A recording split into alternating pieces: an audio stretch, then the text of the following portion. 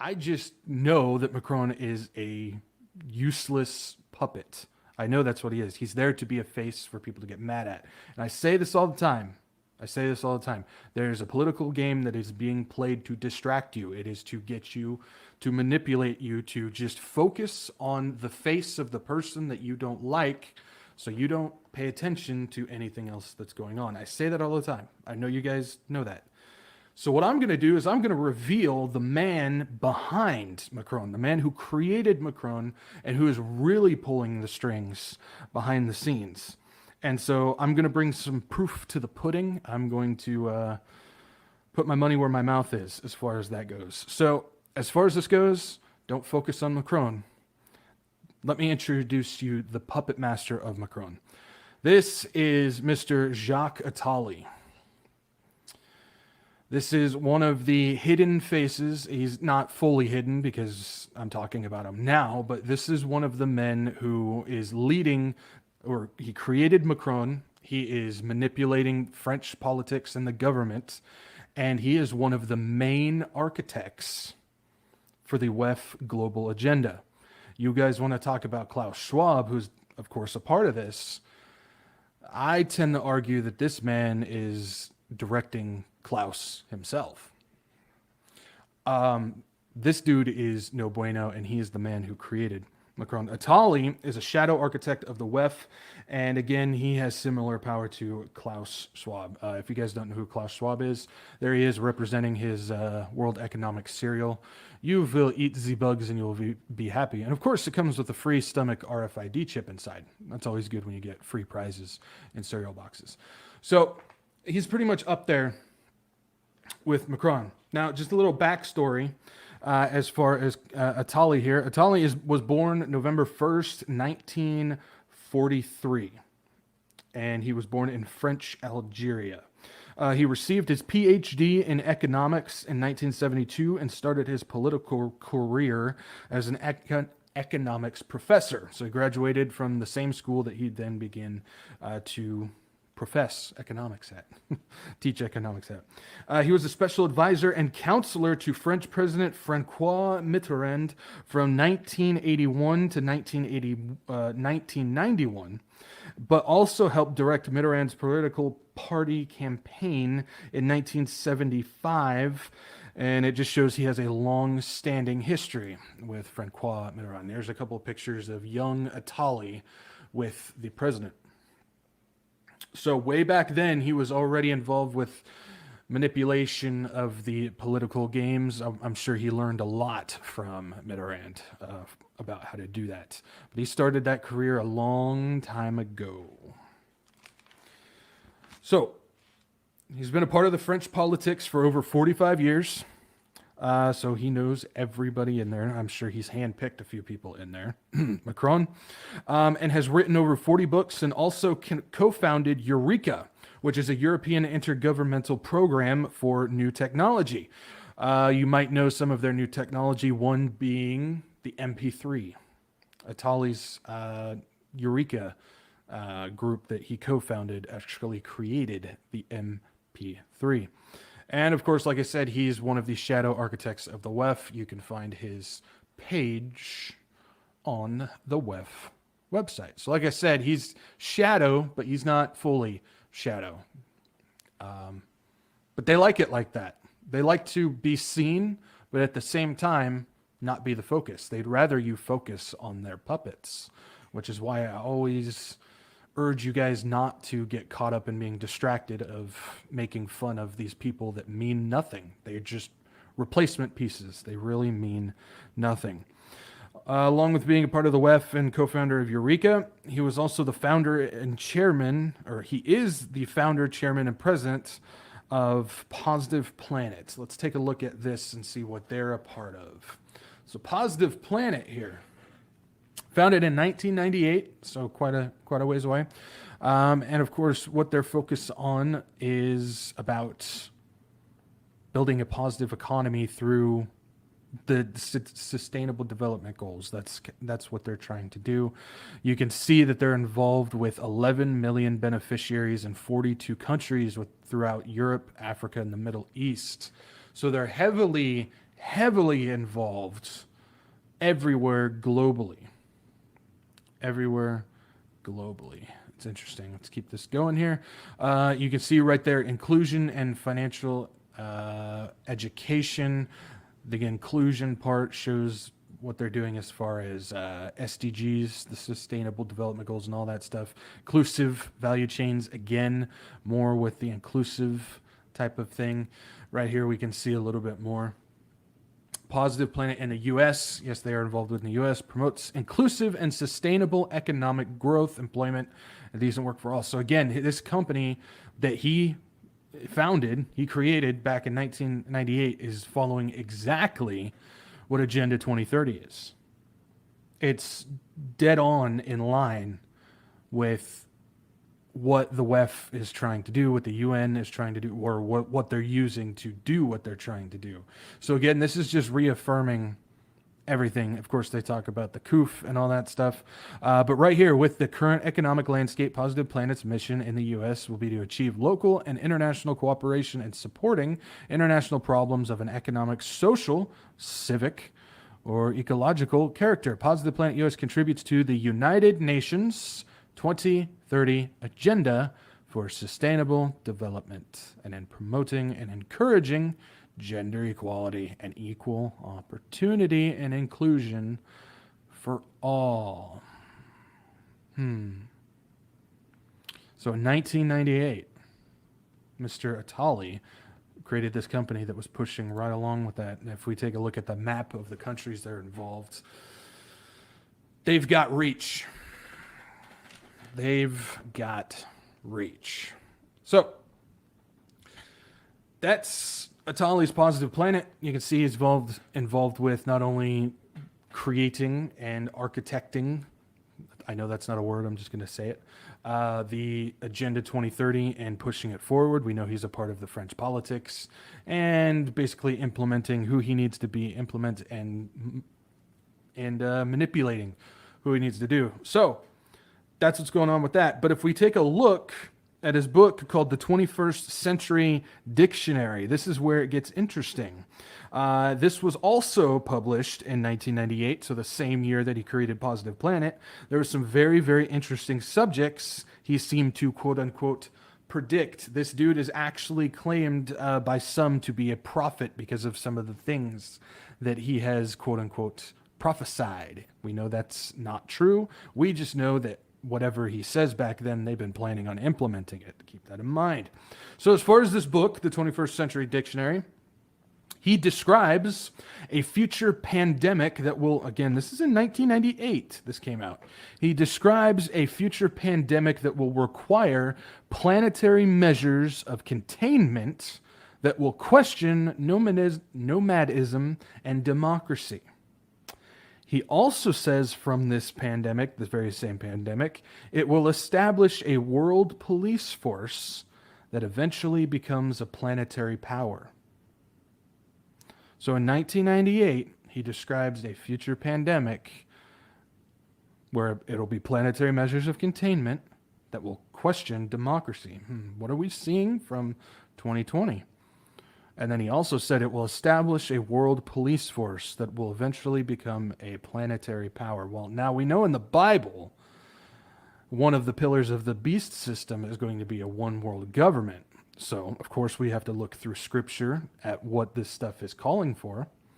Then we take a look at what is happening right now from the events of 2020, and we see what the WHO and the UN is trying to create as far as the pandemic treaty. They're trying to create a world police force that will be a planetary power. So what Mr. Attali was saying in 1998, we had the pandemic, we saw that it was a global containment measure, we saw that it was an attack on democracy as well, and now we're seeing a world police force that will become a planetary power. So that's all coming to fruition. You guys sold on this guy yet? No? I've got more. Also in 1998, Attali predicted, this is the same book, predicted, quote-unquote predicted, a pandemic to bring about a world police force, and now we're seeing that. He also mentions gene therapy. This is in 1998. Gene therapy and gene therapy with nanotechnologies. Well, if you joined me and Pete last Tuesday, we just talked about how they're doing nanobots and all that stuff. I just posted something on my Telegram from the University of Sydney where they're talking about nanotechnologies and all that stuff as well for blood clots. I can't discuss that on YouTube right now. But yeah, so in 1998, he was talking about the very same things that we're seeing now. You're still not sold? All right. He describes panic as the engine of markets and democracy. So he's talking about how you got to get people panicked because it's the engine of markets and democracy. And he also goes on to say a sheep-like process by which each imitates the other for fear of being marginalized and left behind. What did we just see in 2020? Everybody went right along with it because they didn't want to be called a name. They didn't want to be called, oh, you're anti-vitamin, and oh, you don't trust the science and stuff. People followed along because they didn't want to be marginalized. So it was a sheep-like movement. It's psychological warfare. And he was describing it. He then describes prevention. The word prevention. The first risk against which we will continue to want to protect ourselves is disease. The prevention will invade our entire existence. So he's talking about how the first risk that we want to protect ourselves from is disease, and so the prevention of disease will invade our entire existence. Do you guys want to go over the list of what all went down in 2020 as far as that goes? It invaded our entire existence. The prevention of it. Again, this is word for word from his book in 1998, and we saw all of that just take place. We saw every bit of it just take place. Again, this is being used to usher in the WHO and increase the vitamins where humans will take 500 of them as children. So what we're talking about here is he's talking about, the prevention will invade our entire existence and everything. Well, what we're seeing, what we just saw in 2020, and now what we're seeing with the WHO pandemic treaty is taking place, where they literally want to jam 500 different vitamins into kids as they grow up. 500. And that's what they want to do. And if that's not enough, he also, in the same book, goes on to explain income as universal income and telecommuting. Working from home and a universal basic income, which we're seeing happen now because that's what the AI revolution is going to do. It's going to cost people jobs. So much so, IBM just said they're going to lay off 7,800 people because all of their jobs will now be replaced by AI. When everybody starts getting replaced by AI, they're going to have to switch to a universal basic income, which will be a part of the CBDC. This is the architect behind what we're seeing right now. This is the guy who created Macron. Macron is worthless. He is a puppet. But let's talk about Macron and how this happened. As far as his power and influence, he is the most influential advisor in modern French history, having directed Francois Mitterrand, which we just talked about, but he also directed Francois Hollande, who was also another French president. You can see Mr. Hollande along with Mr. Attali right there. He was also the advisor and director for him. That's pretty good. If that's not enough, he was also the director for French President Nicolas Sarkozy as well. This is the dude that has been directing the French politics. And he's also the one who started off little itty-bitty Emmanuel Macron before he became president. Look at that. He's so young there. What a young little whippersnapper. Doesn't even know he's just going to be a puppet by the guy sitting next to him. He has absolutely no idea. Oh, and if you thought that was only back then, no. This is today, too. And they're still good friends today. Yeah. Yeah, he's been there the whole time pulling the strings. Macron graduated from ENA in 2004, and that's when he met Attali. Macron would go on to join Rothschilds and CIE Bank after Attali issued a recommendation for him to join. So Attali got him hooked up in the Rothschilds family. Interesting. Macron would very quickly rise up the bank chain to become a managing partner, and he also gained millionaire status along the way, all thanks to Attali's guidance. He got into the position of power and wealth and hooked up with the Rothschilds family, all because of Attali. Attali also predicted a world war beginning in Ukraine. Attali also predicted a world war beginning in Ukraine when he was on a talk show. Did I mention that he predicted this in 2014? He predicted, quote unquote, predicted in 2014 on a French talk show that World War III would begin in Ukraine. You guys still think Ukraine wasn't planned? You guys still think that Russia's not a part of all this?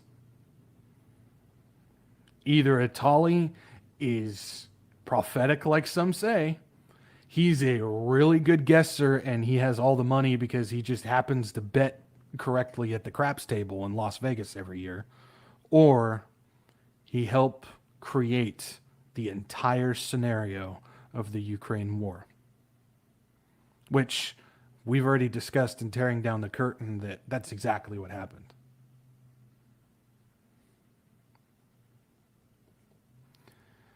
This is one of the guys who is designing everything. Macron is nothing. Zelensky is nothing. These guys are nothing. It's the puppet masters that do this.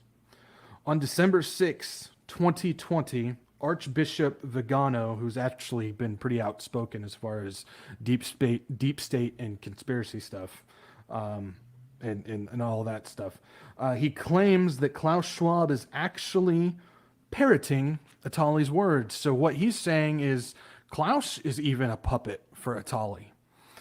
He means what he was referencing is back in May of 2009, 1 year before the Rockefeller lockstep scenario was released. Everybody knows that document.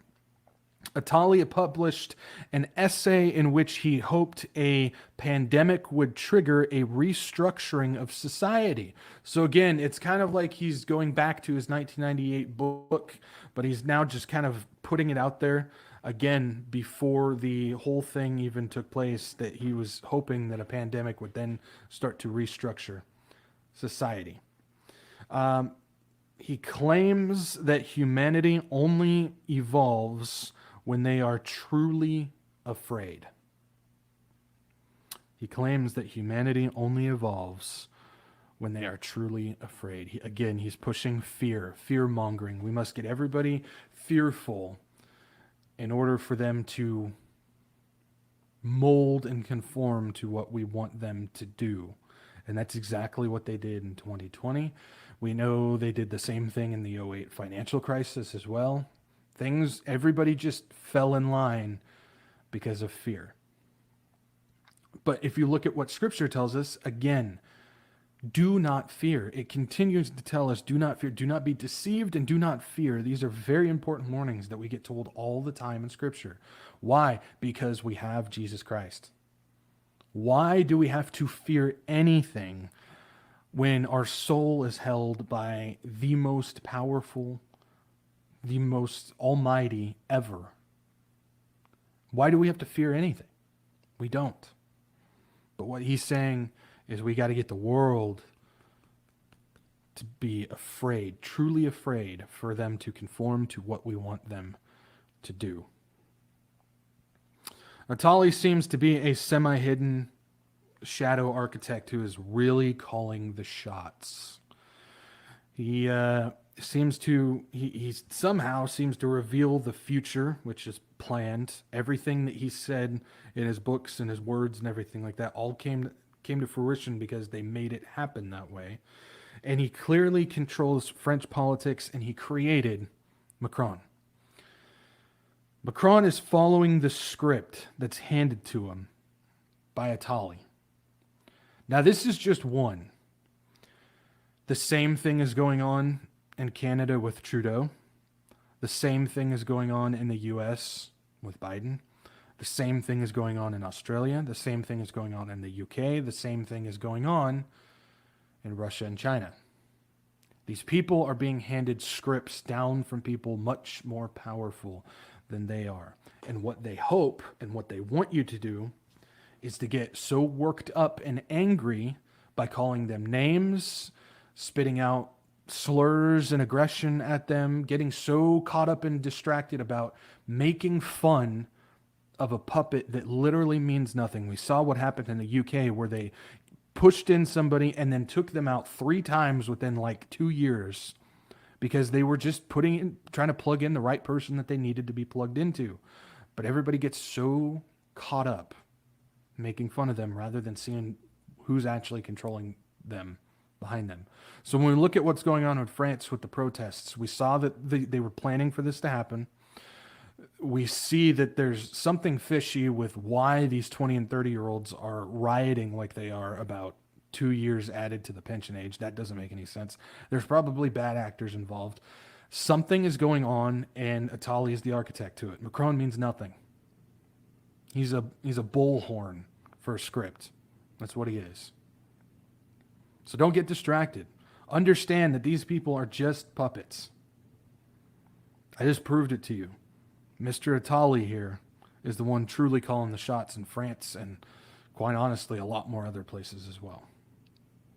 There is always a plan. There's always a plan. And that's what's going on.